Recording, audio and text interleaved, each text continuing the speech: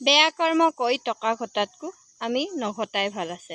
আমি বেয়া কৰ্ম কৰি যিমানেই টকা নঘটো কিয়, আমাৰ হাতত লাখ লাখ টকা আছে, আমাৰ হাতত জোৰে জোৰে কাপোৰ পিন্ধিব পাৰিছোঁ, খাওঁ বুলিলে খাব পাৰিছোঁ, যাওঁ বুলিলে যাব পাৰিছোঁ।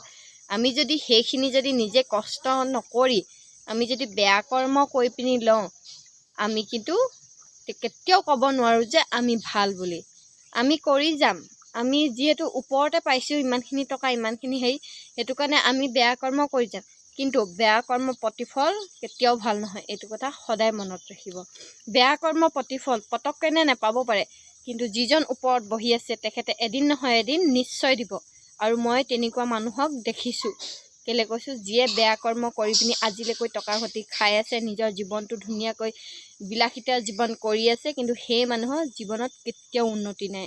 আজি দুটকা পইচা ঘটিছে, কাইলৈ ঘৰখনত হাই কাজিয়া হয়, ল'ৰা ছোৱালী বেয়া হৈছে হয়, মাকে বেয়া হৈছে হয়, কিবা এটাই হৈছে, মানে বেমাৰ তেজাৰ সকলো পৰা সেইখিনি কিন্তু ভগৱানে দিয়ে। বেয়া কৰ্ম প্ৰতিফল ইমান সহজে কোনো মানে ভালকৈ খাব নোৱাৰে।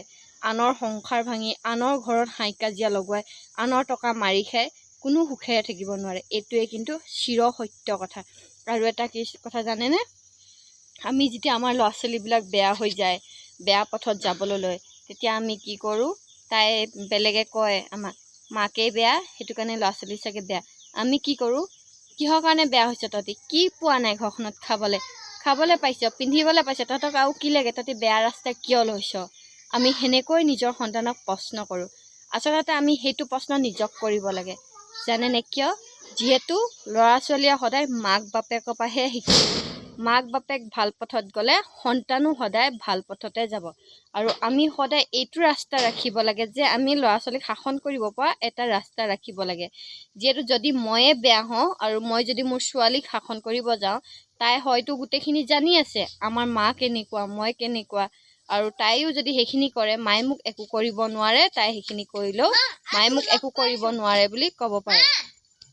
তেতিয়া হয়তো আমাৰ ল'ৰা ছোৱালীও আমাক সেইটোৱে ক'ব, তুমিয়ে বেয়া, আকৌ তুমি মোক শাসন কৰিব আহিছা। ল'ৰা ছোৱালীয়ে উল্টা প্ৰশ্ন কৰিব। বিশেষকৈ আজিকালি ল'ৰা ছোৱালীবিলাক কিন্তু একেবাৰে নক'ব আৰু, মাক বাপেককো সন্মান নকৰে। কিছুমান সন্তান এনেকুৱা আছে মাক বাপেকৰ বিৰুদ্ধে নাযায়, আৰু কিছুমান সন্তান এনেকুৱা আছে মাক বাপেকৰ কথা একেবাৰে নুশুনে।